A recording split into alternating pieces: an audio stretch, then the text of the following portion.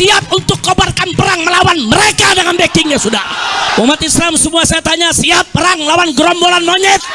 Biar gimana pun Habib Rizik juga patriotik, yang harus kita hormati. Beliau selain patriotisme ulama besar yang punya tempat tersendiri lah di masyarakat lah kayak gitu. Dengan alasan silaturahmi, seorang wamenaker membuat blunder lagi.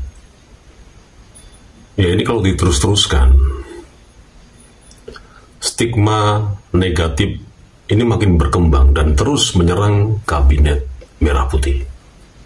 Assalamualaikum warahmatullahi wabarakatuh. Emmanuel Ebenezer mendatangi Rizik Syihab. Lalu kemudian banyak yang mempertanyakannya, memang apa signifikansinya? Kata Noel, dia mengunjungi ulama gitu. Ya kita maklum ya, mungkin Noel nggak tahu apa itu definisi ulama. Orang yang dia kunjungi itu sama sekali tidak punya kapasitas sebagai seorang ulama. Yang namanya ulama itu alladzina yang zuruna ilal ummati bi'ainir rahmah. Yakni orang-orang yang menatap umat ini dengan pandangan kasih sayang. Lah dia yang didatangi itu baru saja teriak-teriak nantang-nantang perang. Saya juga heran gitu. Kalau orang seperti ini diberi predikat ulama, yang lebih menggelikan lagi dikasih predikat imam besar umat Islam. Apa itu? Lantas kemudian nantang-nantang, ngajak perang. Enggak, memang negara ini nggak ada hukum gitu maksudnya. Memang negara ini nggak ada Polri gitu, nggak ada TNI, atau gimana gitu. Atau dia nantang perang itu buat gagah-gagahan. Emang dia pikir yang ditantang perang itu jadi takut lari terbirit-birit gitu? Justru yang dia sedang tantang perang itu malah mikir gitu. Seandainya bisa berbuat semaunya. Nah, tapi kan negara ini negara hukum sebetulnya. Betapa yang dia tantang itu coba jaga lisannya agar tidak serupa gitu. Karena sadar betul negara ini punya pemerintah, punya presiden, punya menteri, punya TNI, punya Polri. Tak seorang pun yang bisa berbuat semau-maunya. Nah yang kayak gini nggak bisa disebut dengan ulama. Nantang-nantang, ngajak perang, kayak dia jago sendiri. Mending ketika perang, dia di depan. Dia menyumput. Orang-orang lain yang kemudian dikorbankan pada akhirnya. Nah kami sangat menyayangkan dan menyesalkan Emmanuel Ebenezer atas kunjungan tersebut. Karena dia merupakan wakil menteri ketenagakerjaan, ya kami menganggap ini representatif sebagai pemerintah. Mungkin pemerintah punya kepentingan untuk merangkul Rizik Syihab. Setelah sebelumnya menjanjikan habis lebaran ini akan terjadi perang dan lain sebagainya. Lantas kemudian pemerintah dalam tanda kutip menganggap orang ini perlu dirangkul. Saya pikir tidak sesederhana itu cara berpikir dan cara bertindaknya. Karena mengapa bangsa ini bukan punya satu kelompok saja. Bukan cuma satu golongan saja. Jadi ada kesan di tengah-tengah masyarakat pada akhirnya orang yang cenderung vokal dan tampak sedikit arogan itulah yang dirangkul. Tapi yang bijak-bijak, yang kalem-kalem dibiarkan begitu saja.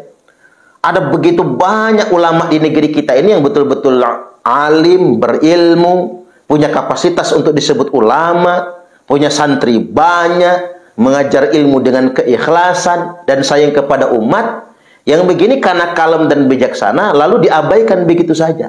Nggak perlu disowani, nggak perlu dikunjungi. Coba ada begitu banyak ulama-ulama di kalangan NU, di kalangan Muhammadiyah. Ya karena beliau-beliau itu bijak, arif, dan cenderung berilmu, kemudian mereka nggak direken gitu. Jadi yang direken oleh pemerintah itu seolah-olah ya, seolah-olah yang direken oleh pemerintah itu adalah orang yang tanpa gagah, arogan, punya masa, ngereman. Jadi sampai kapan negara kita ini akan maju ketika preman-preman dipelihara? Apalagi preman-preman berjubah. Ya nggak akan maju-maju negara kita. Buat pemerintah, buat menteri-menteri, karena sudah banyak yang datang ke Rizik Syihab itu. Ada Raffi Ahmad, sebelumnya ada Dasko, kemudian sekarang ada Emmanuel Ebenezer yang datang ke sana. Buat apa? Ya mungkin dalam tanda kutip mau merangkul tadi itu. Atau apa kepentingan yang lainnya? Wallahu a'lam bishawab. Ya atau mungkin karena dia wakil menteri ketenagakerjaan, barangkali kata kawan saya, karena anak buahnya Rizik itu banyak pengangguran, pekerjaannya adalah demo. Biar habis lebaran ini nggak ikut-ikut demo bareng mahasiswa, biar nggak ikut-ikut demo PIK 2. Ini kata kawan saya, agar nggak ikut-ikutan demo bareng mahasiswa, agar nggak ikut-ikutan ngedemo PIK 2 dan lain sebagainya. Ya udahlah, jinakkan dulu. Makanya yang datang adalah wakil menteri ketenagakerjaan. Mungkin begitu. Barangkali sedemikian rupa. Nah, hal-hal semacam ini kami sebagai masyarakat yang juga harus didengar oleh pemerintah, nggak sesederhana itu persoalannya. Kita lihat bagaimana track recordnya Rizik Syihab. Selama ini menjelek-jelekkan pemerintah yang sah, dikit-dikit ngajak perang dan lain sebagainya. Akhirnya ketika orang-orang semacam ini dirangkul, kemudian didekati, dipuji-puji, akhirnya anggapan masyarakat kita ini nggak bisa kalem. Kalau kalem, kita tidak akan pernah direken oleh pemerintah. Itulah mengapa di negeri kita ini preman merajalela. Karena rakyat ini tidak akan direken, tidak akan diperhitungkan oleh pemerintah ketika tidak sedikit bereaksi, sedikit gagah. Sampai sedemikian rupa. Tolonglah Pak Presiden, Pak Prabowo Subianto, fokus kepada program mensejahterakan rakyat. Bukan begini caranya. Mungkin pemerintah nggak ingin ada gejolak, tapi kalau masyarakat juga nggak disejahterakan, dengan sendirinya akan ada gejolak tentunya. Cobalah fokus kepada kinerja yang baik, bagaimana program itu benar-benar pro rakyat, betul-betul untuk mensejahterakan rakyat, bukan malah kemudian sedemikian rupa. Saya kesal betul ketika kemudian preman-preman berjubah itu malah dimanjakan, membuat mereka besar kepala dan melunjak nantinya. Rasulullah Shallallahu Alaihi Wasallam telah bersabda, "Abghadul ibad ilallah," hamba Allah yang paling dimurkai, hamba Allah yang paling dibenci, "man kana taubu khairam min amali," yakni orang yang pakaiannya lebih istimewa daripada kelakuannya. "Antakuna thiyabuhu thiyabal anbiya wa amaluhu amalal jabbarin," di mana pakaian mereka menggunakan jubah kenabian, tapi kelakuan mereka kelakuan preman. Ini sabda Nabi loh. Jubahnya jubah kenabian, pakai imamah putih, baju putih, ngaku-ngaku sebagai anak cucu Nabi. Lalu kemudian sedikit gagah mengerahkan massa seakan-akan dia jagoan, berani ngelawan. Lantas kemudian kita harus berhadapan dengan mereka, lantas kemudian bersikap jinak begitu. Lalu kemudian mereka kita perhitungkan. Nabi sudah ingatkan. Nabi paling benci sebetulnya. Allah paling benci sebetulnya dengan orang yang menggunakan jubah-jubah keagamaan, jubah-jubah kenabian, tapi kelakuan mereka arogan bagaikan preman. Ini sudah diingatkan sedemikian rupa.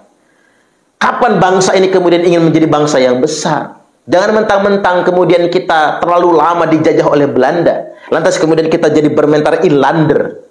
Mentar inlander itu kan menjadi ciut kalau dihadapkan dengan orang gagah. Jadi ciut dihadapkan dengan orang kaya. Jadi ciut ketika dihadapkan dengan orang yang berkuasa.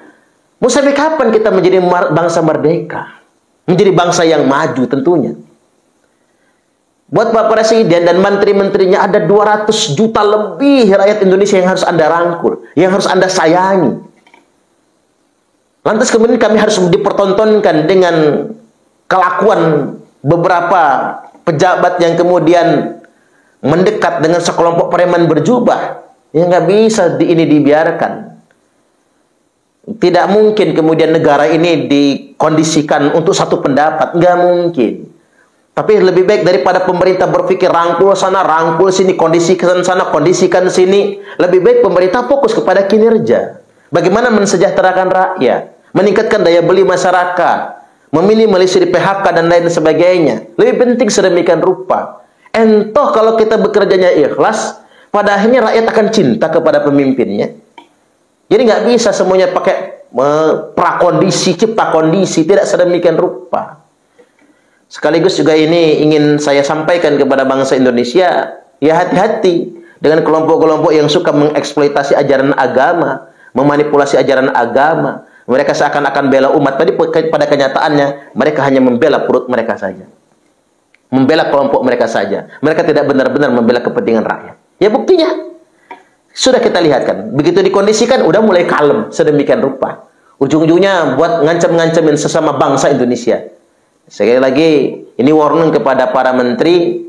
Kami sangat menyesalkan ketika pejabat negara mendatangi kedatangan Rizik Syihab, dan kami menyarankan kepada Anda semua, belajarlah definisi ulama. Ada begitu banyak kiai-kiai pesantren yang memang mereka nggak gagah-gagahan, mereka kalem.